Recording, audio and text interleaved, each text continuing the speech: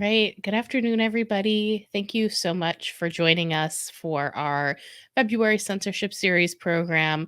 I'm really excited to introduce you to the folks I'll be talking with today. Before I get into that, though, my name is Mandy Salley. I'm the Chief Operating Officer here at the Woodhull Freedom Foundation, and I have the honor of moderating these Censorship Series programs every month. Every month, we talk about a different topic related to censorship, sexual freedom, and human rights. These programs are always free and they will always have ASL interpretation. They also will always go on YouTube afterwards. So don't worry if you miss something today or you have to leave early. You can catch the whole thing on Woodhull's YouTube page, usually within about 24 hours of our live airing. I want to encourage you all to please use the Zoom chat. We would love to hear your feedback and commentary on what we're talking about today.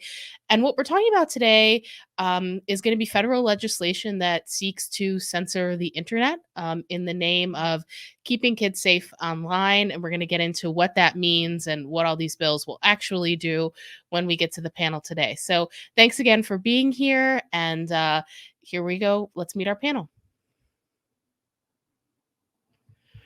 All right. So I'm really thrilled to be sitting with the three of you virtually today. We have a lot to talk about, but let me quickly introduce each of you to our viewers. Just give a quick wave when I say you and your title. First up, we have Cody Vensky joining us from the ACLU. He's a senior policy counsel there in the National Political Advocacy Department, working on issues of surveillance, privacy, and technology. Then we have Jess Myers, the senior counsel at Chamber of Progress. And last but certainly not least, Jason Kelly, who is the activism director at the Electronic Frontier Foundation. So thank you all for being here today, taking some time out of your day to talk about these bills and talk about what's happening. So the first thing I want to talk to you all about is what happened on January 31st with the Senate Judiciary Committee hearing. There was a lot of press coverage and a lot of talk about this hearing. There were 5 different tech CEOs on Capitol Hill getting, I would say, grilled by our senators about their companies, their policies, children's online safety. Lots happening. And I kind of just want to break down what that hearing was about, the purpose, and what was happening there. And so Jason, I'll start with you. I was wondering if you could just give us kind of a brief recap of that hearing and what was happening. Sure. First of all, thanks for the invite. It's nice to be here. I wasn't able or willing to watch the hearing live because I'm not a sadist. So I read the transcript, and the grilling is a good description. The title of the hearing was Big Tech and the Online Child Sexual Exploitation Crisis. It did cover sexual exploitation a little bit, but the vast majority of this was really for senators to berate the tech CEOs, who deserve berating for a number of things, but to really sort of lay the groundwork, I think, for continued support for a variety of the legislation that we're talking about, whether individually or as a package. Excuse me, I have a cough drop and will have one throughout the recording. A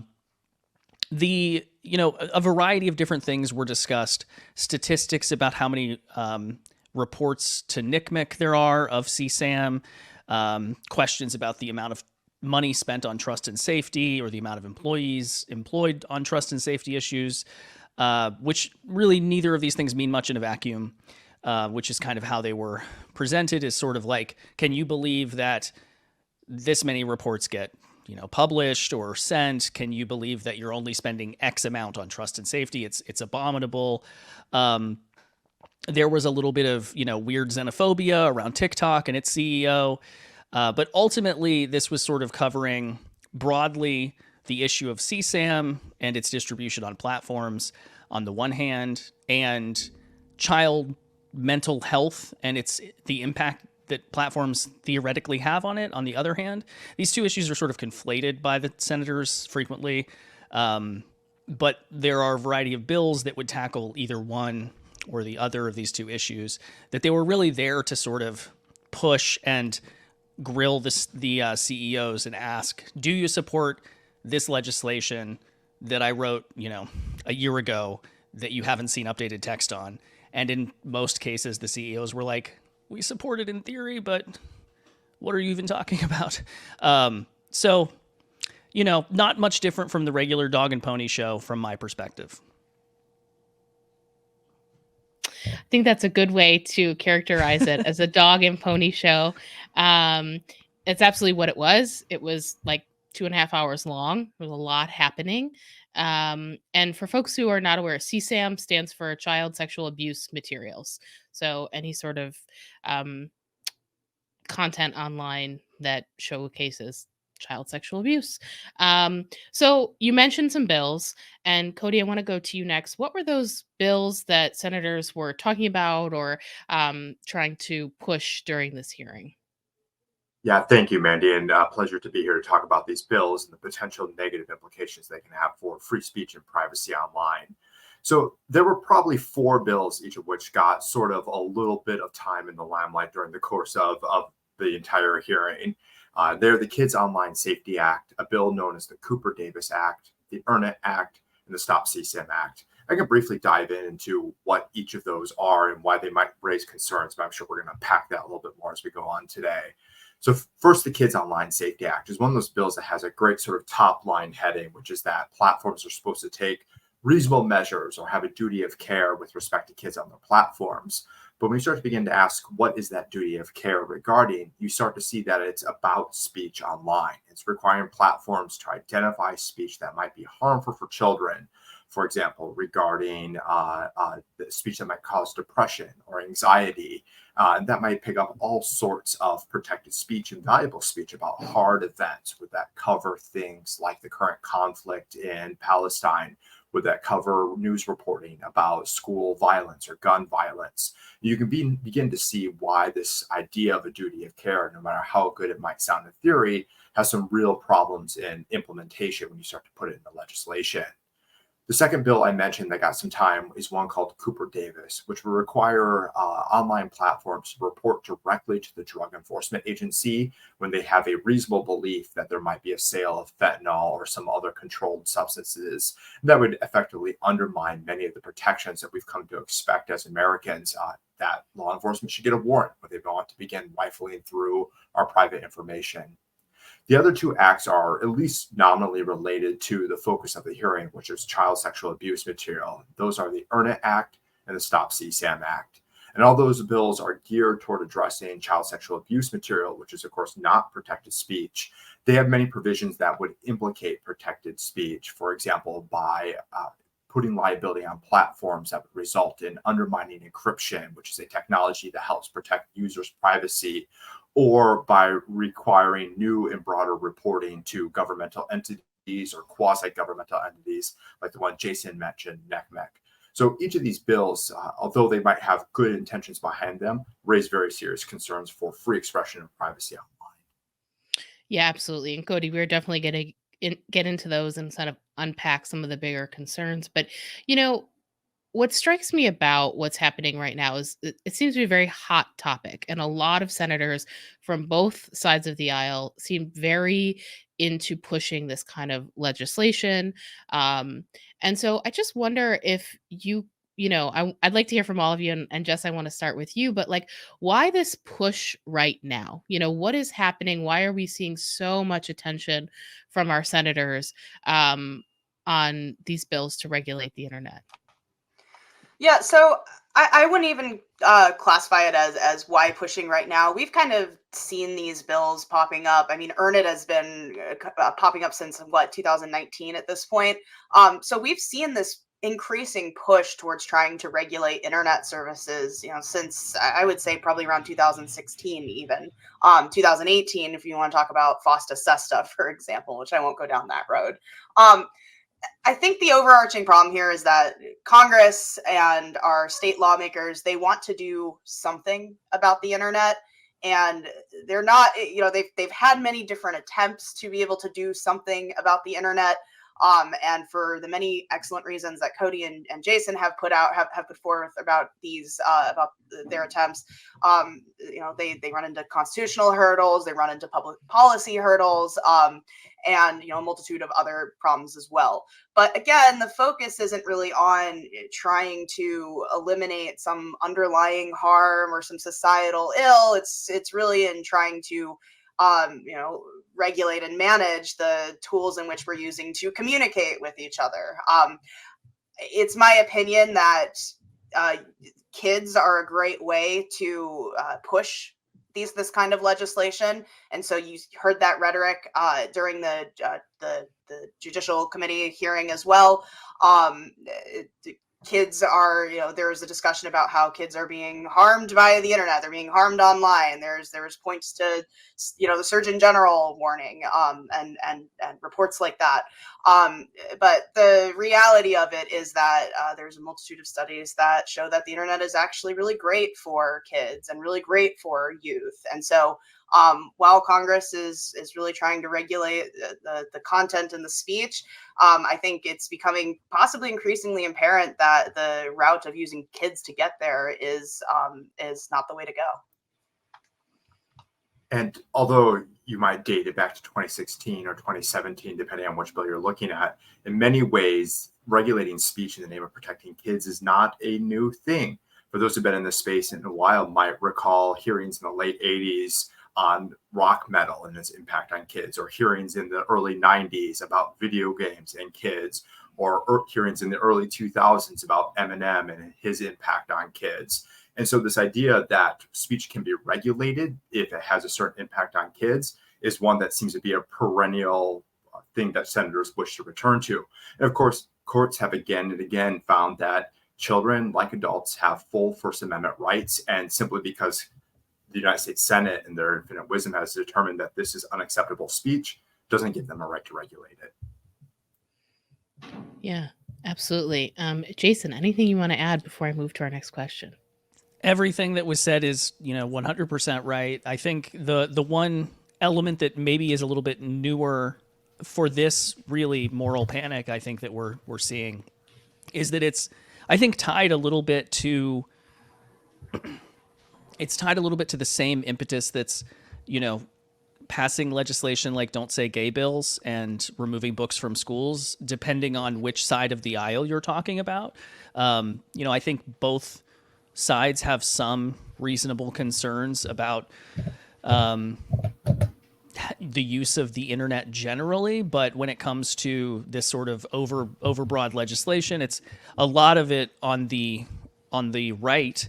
That's happening in the states, for example, which is sort of, I think, bleeding into the federal legislation, is very clearly being pushed by people who have strong religious concerns about pornography online or about certain types of dangerous content that ends up being sort of like LGBTQ content, for example. So that's obviously happened in the past as well, but I think that's sort of a newer thing that's getting traction, especially in the states and in Republican-led states, and Republican legislators in particular, I think, are pulling that into the federal system as well. Yeah, absolutely.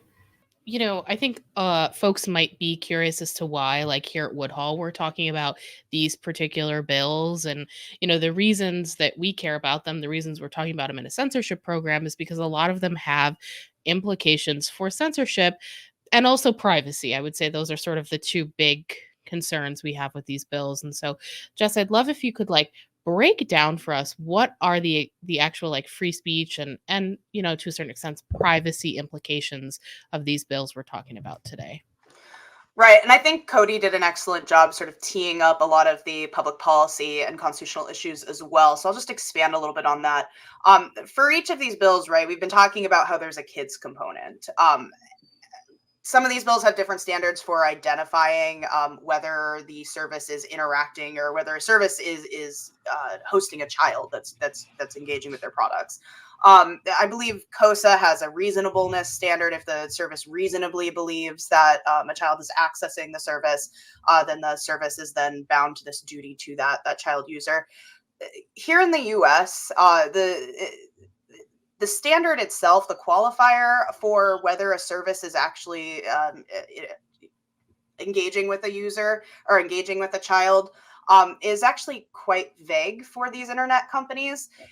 What it's going to end up leading to, and what you've likely heard from calls from critics before, is that in order to ensure that a service is being used by somebody who is over the age threshold, let's say, I think COSA, it's over the age of 16.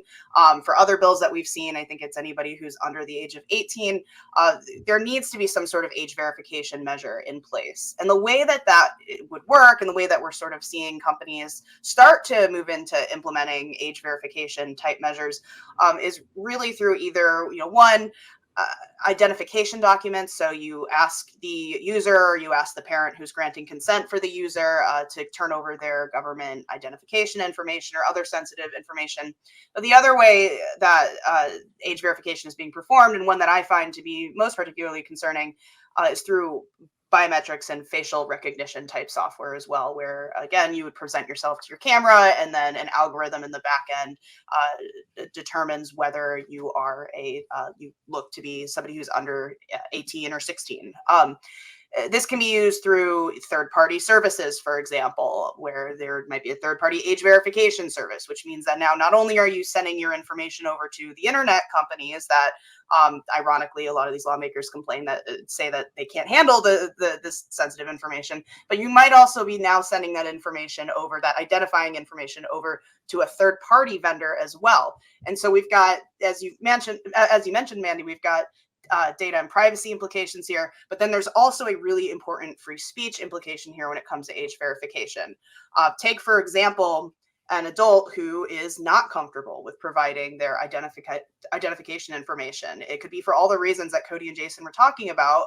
Perhaps they are living in an area where it is illegal to find reproductive health information, for example, or living in an area where LGBTQ plus content or LGBTQ plus identities are not acceptable. There's a lot of reasons why you would want to maintain anonymous to these sites online. But if an adult doesn't give over that information, if they don't want to go through the age verification measures, then they will not be able to access the information that they are legally entitled to access. The First Amendment has a right to receive information in the same way that we have a right to publish or produce information as well. So you have this sort of overreach into adult speech. And we've already seen the courts in 1996, the famous Reno v. ACLU case, say that measures that block adult speech just in the name of protecting kids, they're unconstitutional. It's against the First Amendment. So we have the adult access to speech problem, but then we also have the minor access to speech problem as well. And I believe Cody was getting to this. Just because there might be a government interest in this nebulous idea of protecting kids doesn't mean that these minors lose access to their First Amendment rights as well. And we have a Supreme Court, several Supreme Court decisions that go at length about the rights of minors to access legally protected information. So that's the age verification component of this bill. The other component of these bills, the other component that I will flag is the design of the services. And we see that throughout several of these bills. We're also seeing this in the states too. So a lot of the states, a lot of these lawmakers are arguing that, look, there are no First Amendment issues here because we're dealing with the design of the service. We're dealing with the operation and the functionality of the service, except for the part, though, that the tools that are used by the service to allow for users to be able to engage with other users, to post their content, to facilitate speech, those are inextricably tied to the speech itself. And it's not just me saying this. We've now seen 4 different court orders out of 3 different federal courts, California, Arkansas, and Ohio just recently on Monday, stating the same, that you cannot break away the design features of the service. This comes up along COSA, the design features of the service from the speech that it is facilitating. So you also have that sort of First Amendment aspect there.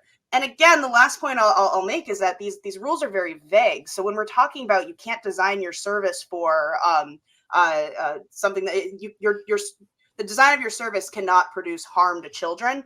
Well, that can mean harm to a child can mean anything at anywhere in the country for any age group at any point in time of the child's development as well. I think a couple of these bills have state AG enforcement, for example, meaning that the bills will be enforced depending on really the politics of the location that they're being enforced in. So if you have Texas, for example, or Florida enforcing one of these child safety bills, Republicans have routinely, we have seen rhetoric routinely from the right and from MAGA conservatives that LGBTQ plus speech and reproductive health rights are harmful to kids. So we'll see that absence of information as well, both for adults and for kids as well. Sorry, I know I'm going a little bit long here, but there is one more point I want to raise because you brought up Earn It. There's also the encryption discussions that we're seeing take place as well. And I think we heard this earlier. I believe there was a UC or an attempt to sort of fast pass the Stop CSAM bill, if I remember correctly. I think that was last week by Senator Hawley. Keep in mind that a lot of these bills are also requiring that these services use safe designs, and those safe designs may be interpreted as not allowing for, encryption to block law enforcement from getting access to information. And while it says in some of these bills, encryption cannot be the quote independent basis of evidence as to the service, harming a child or designing their service to be harmful to a child, what it notably doesn't say is that it can't be used as evidence as all. Meaning that if a plaintiff just finds or a prosecutor just finds one single hook to bring that claim into court, they can then bring in the rest of the evidence showing that this service uses strong encryption practices that keeps law enforcement from being able to get access to information. And again, that raises your Fourth Amendment issues, your surveillance issues, and privacy concerns as well. So that's an overview, I think, the legal concerns regarding the bills, but I'll turn it to Cody and Jason for a more granular deep dive. Yeah, I hesitate to go after that. That was so comprehensive, Jess. I'll add just a little bit of color. Cody covered some of this. Jess, you covered some of this. But to the COSA conversation, because that's the one I'm most familiar with. One thing that if I try to take the Senator Blumenthal, for example, who is one of the co-authors of COSA, if I try to take his intentions in good faith, I think that there's a sort of fundamental misunderstanding of how the internet works there. Like if he was right, then it might be an okay bill, but he's wrong. And what I mean by that is, just as an example, Jess talked about the design and how that's inseparable from the content, but there's also this issue where a list of the enumerated harms includes something like eating disorders. So what I think the senator imagines a platform can do if COSA passes is remove pro-eating disorder content, thinspiration content, right? Or block it or filter it for anyone who doesn't pass age verification.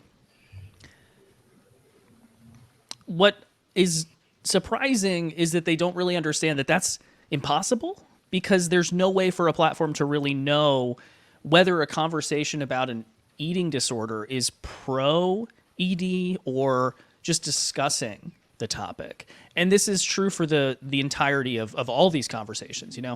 Self-harm, suicide are both listed as well. And it's very difficult for AI, which is sort of what's expected to determine this content, to know whether this is something that's dangerous or not. It just can't really tell. And as a result, not only are we going to have things that are sort of unexpected, like Cody was mentioning, the conversations about Israel-Palestine, that could cause depression in kids for sure. So does that come away? Well, even if you look away from that sort of unexpected outcome, like the actual outcome of this is that any conversation about the enumerated harms goes away as well. Everything about suicide, everything about eating disorders, and kids just don't have a place to talk about these things, look these things up. And that's like kind of by design, but I do think that in his heart of hearts, Senator Blumenthal imagines that platforms can just do this. They can just say, this piece of content is pro-eating disorder, this piece of content is not. And platforms can't do that. This nerd harder argument is one that we consistently have to attack. And I just wanted to let that, get that out there, because I think it's an important aspect of what they don't understand about the platforms. Yeah, to follow up on those great comments, I want to just plus one over and over again. Jess's emphasis on the fact that minor speech rights are in the crosshairs here. And it's one of the things that is often forgotten in these discussions is that minors are entitled to protections of the First Amendment as well as adults. And as I said, there's a history to this. In 2011, California attempted to regulate minors' access to violent video games. The Supreme Court struck that down in an opinion called Brown versus Entertainment Merchants Association. And the Supreme Court said California, quote, wishes to create a wholly new category of content-based regulation that's permissible only for speech directed at children. That is unprecedented and mistaken. And then turning to one of its precedent, the court went on to say, minors are entitled to a significant measure of First Amendment protection. Only in relatively narrow and well-defined circumstances may the government bar public dissemination of protected materials to children. And so that part of the conversation has often been forgotten and left on the side here as folks think about what is really a conversation about speech online, and try to convert it into one about keeping minors from that protected speech. Yeah, absolutely. Thank you, all of you, for your excellent points. And, I think we've already started to see content removed from social media platforms. Woodhull, the whole reason we're sort of in this conversation at all is because we often see sexual expression to be sort of the first target for these kind of attacks, right? I mean, I can't tell you the number of emails I get in a week from creators who are like, I'm not a sex worker, I'm not in porn, but I'm talking about being LGBTQ and a sexually free person, and my Instagram got deleted. My content gets taken down. So I think what people are not understanding is just how much content is going to be caught up in these nets. I think your point about the eating disorder content was really an important one, Jason. And so, one of you, I forget which one, mentioned trying to pass something by UC, or unanimous consent. And this is sort of uh, a little bit of a civics lesson here, but I learned this in one of our COSA organizing calls the other day. What does that mean as a tactic, right? And that's something we're hearing senators kind of want to use to pass some of these bills. So I wonder if one of you could just quickly address what that is for folks who might not know. I'm happy to hop in here. So UC stands for unanimous consent, and it's sort of a product of a bygone era of parliamentary procedure. And it's the idea that you don't need to have a roll call vote on every procedural motion or perhaps even some legislation if everyone is literally in agreement on it. And that's why it's called unanimous consent. The way it plays out, though, in actual practice in the Senate is there's not a convening on the floor where someone moves for unanimous consent and there's no objection. Instead, what we see is a mechanism that's sometimes referred to as a hotline. And this involves a recorded message as senators leave from the day from their cloakroom, they call it, that says that so-and-so senator is seeking unanimous consent in this particular bill. And if you'd like to object, here's your opportunity to do so. Of course, objecting requires the senator to find time in their schedule to go to the Senate floor and make a speech and be on record as being the person to oppose this piece of legislation. And so it's sort of a mechanism, as one of the sponsors of these bills said, is to smoke out opposition, putting it in pretty dark terms there.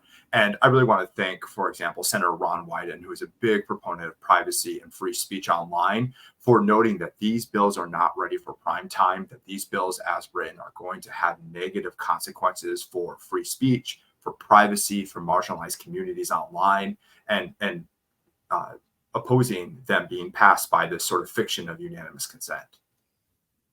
Yeah, absolutely. And I think all the more reason to really be vocal as constituents to make sure that senators know that the people who are voting for them have major concerns about these bills, right? We need more like Senator Wyden's out there, sort of standing up for us. And so, with that being said, I want this particular panel to be very much a call to action for folks. Like, yes, we love that you're here and you're learning, but we also want to take your learning and turn that into action. And so I know each of your great organizations has different tools and resources for folks to take action. And so this is the part of the program where I ask you to plug those tools and resources for our attendees. shamelessly, because I want folks to really be able to easily contact their senators or the powers that be about these. So, Jason, I'll start with you and we can just sort of move down the line. Sure. Anyone who wants to contact their representatives should go to, for our sake, act.eff.org. I imagine Cody will also have an example URL. When you go there, act.eff.org, you'll see a variety of different actions you can take to contact your representative very quickly and easily, generally over email. And just to give you an example, the campaign for Earn It, which, to be fair, has been going on for a long time now. I should say the campaign against Earn It. We've just, our website alone and our supporters have sent 66,000 messages to Congress. And for EFF, that's quite a bit. We only have 30,000 members, donors each year generally. So 66,000 is a very, very clear evidence that people do not want Earn It to pass. For COSA, which is newer, we're in the near 20,000 range of messages with many, many calls as well. And there are coalitions and groups of people out there with larger numbers, bigger numbers, more emails, more calls. So when you put it all together, people watching this are not alone in their opposition to these bills. And the more you annoy your representatives, the better. So thank you for your support and for letting them know.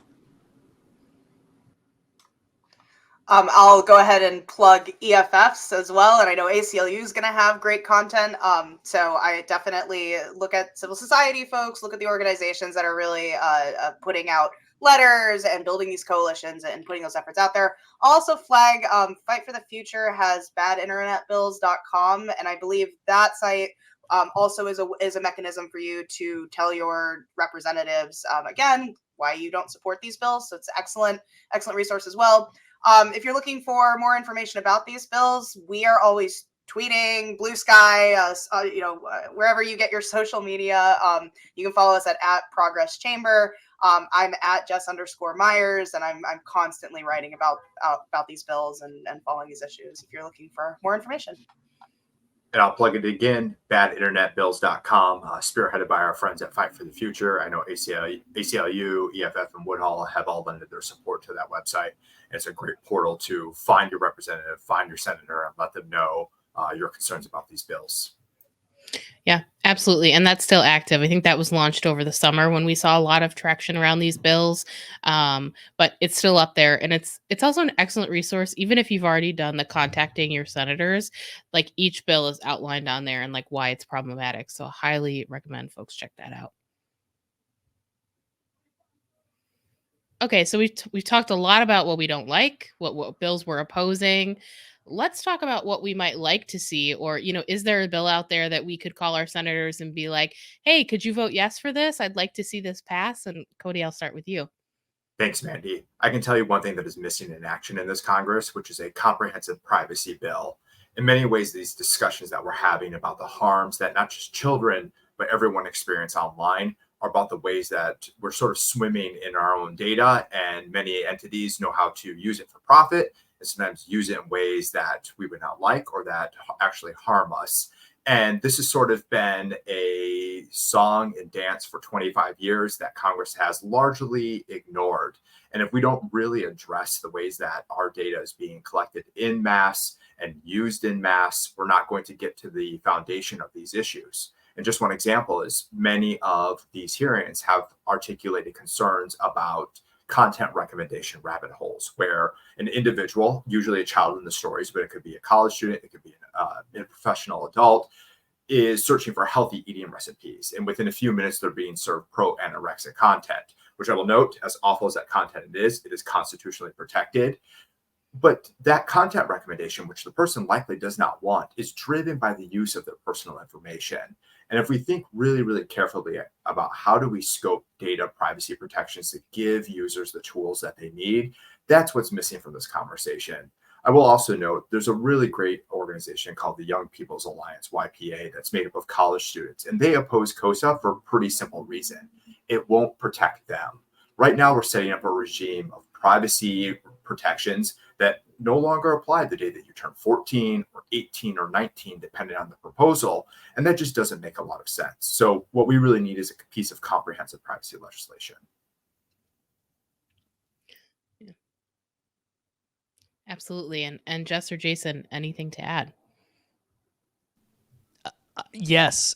First of all, hell yeah, Cody. That's correct. EFF has been very privacy first for a while now, but just in general, we have the exact same approach, which is that, you know, these speech bills are going to be knocked down by the courts. You're wasting everyone's time and money. Why not pass comprehensive privacy legislation that will have an impact instead? But I'll throw out one bill that does exist that people can call their representative or email their representative about, which is called, vaguely related to this conversation, it's called the Press Act, Protect Reporters from Exploitive State Spying, and it's what's called a shield bill. It's not going to benefit most average people, but if you get your news online, or you just get information from a blogger or whoever, the Press Act would protect their sources and them from basically federal intrusion and investigations that should be illegal and are illegal in many states, but are not illegal at the federal level. So that's there aren't a lot of great things in this Congress to support, but I'll just throw out that the Press Act is one. Huge +1 to everything Cody and Jason said. And really on the federal privacy point, this is the time to do it, especially as we're seeing emerging technologies like AI sort of take the forefront. We've got that Biden AI executive order, which in my opinion is going to be very difficult to actually implement without a federal privacy bill. So huge +1 there. Jason, thanks for mentioning the Press Act. It's also an excellent piece of legislation. I'll just also throw out, I think Senator Wyden's Invest in Child Safety Act is worth taking a look at. The gist of this bill, and Senator Wyden is really very good about this. It's getting at the underlying harms again. So what this bill would do is it would provide more resourcing for law enforcement, for NCMEC, the reporting agency where these companies are having to report CSAM, just so that we can actually support and facilitate the capture of child predators online. You know, the bad actors who are actually engaging with and facilitating CSAM. That's where these resources need to go. It should be in the hands of the folks who need to be enforcing and capturing these criminals and predators as well. So I think that is a bill that's worth taking a look at as well. Yeah, well, thank you all for those suggestions. So I have one more question for all of you that doesn't exactly relate to what we're talking about, but there's also a couple big cases related to some of the legislation that's already passed, mostly at the state level. But there's also a case coming to the Supreme Court this year as well. And Jess, I'm going to go to you for this one. Just quickly, could you give us, are there any cases folks should be looking out for, or like, oh, let me look into that a little bit more related to these issues? Yeah, so I'll mention 3 state cases that we're following very closely. The first one is Net Choice v. Bonta. This is over the California Age Appropriate Design Code. This bill is very similar to the other bills we've been talking about, has to do with the design of the service, preventing harm to kids based on that design, and it would impose age verification requirements. Net Choice won their preliminary injunction, meaning that the act is not able to go into effect until the court here has a merits discussion, actually deciding whether the law is unconstitutional or not. But what's important to take away from all of the 3 cases I'm mentioning here, where each one Net Choice has won their preliminary injunction, is that a court has already determined that it is highly likely that each of these bills do not stand up to constitutional scrutiny, meaning, in other words, that they're unconstitutional. They violate First and Fourth Amendment issues that we've already discussed today. So Net Choice v. Bonta is one to follow.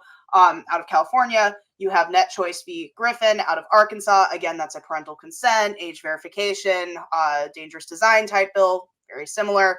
Again, Net Choice won their preliminary injunction. And then the last one in the states that I'm paying close attention to is Net Choice v. Yost. This is in Ohio. Net Choice just on Monday won their preliminary injunction. Again, also having to do with parental consent, age verification, and dangerous design. And again, in all three of these cases, the courts have said age verification is highly likely to be considered unconstitutional. Dangerous design bills are highly likely to be unconstitutional because they infringe the First Amendment rights of users, minors and adults, and the platforms as well. The last one, Mandy, you mentioned it, the Net Choice v. Moody and Paxton case that's coming up in the Supreme Court. This one just has to do with whether the services have a First Amendment right to moderate speech. And so this is going to be crucial. It's kind of the reverse where we're talking about, with these state bills, kids not being able to access information. The reverse is happening with the Supreme Court case. This would have to do with keeping services from being able to keep really awful, really heinous content off of the internet, which, as you all can probably guess, seems a bit ironic considering that most of this conversation today has been about protecting kids. So that one is also worth following. Yeah. And I know ACLU's been involved in some of these cases as well, Cody. Anything to add or any comments? I think Jess summed it up very well, is when we see age verification or age gating, it's going to impact the free speech rights of users. And that's not just of minors, but adults as well. And we've seen this for 30 years since the ACLU v. Reno decision on the 1996 Communications Decency Act. And so it's sort of all the old things are new again. Yeah. Jason, are you laughing because you don't have anything to add? And I'm about to ask you if you have anything to add. Yes. Well, no, I think all of you have been really, really helpful and insightful today. I feel like every program I say the same thing, which is call your senators, but please call your senators. All of this is heating up. We're waiting for some movement on COSA kind of any day now. So I think this is all really relevant to anybody who uses the internet, whether you're a child or not. So thank you again, all of you, for being here. I really appreciate your knowledge and all of the resources you shared with us today. And I hope that everybody checks out the resources from all of your fabulous organizations after they close the Zoom window today.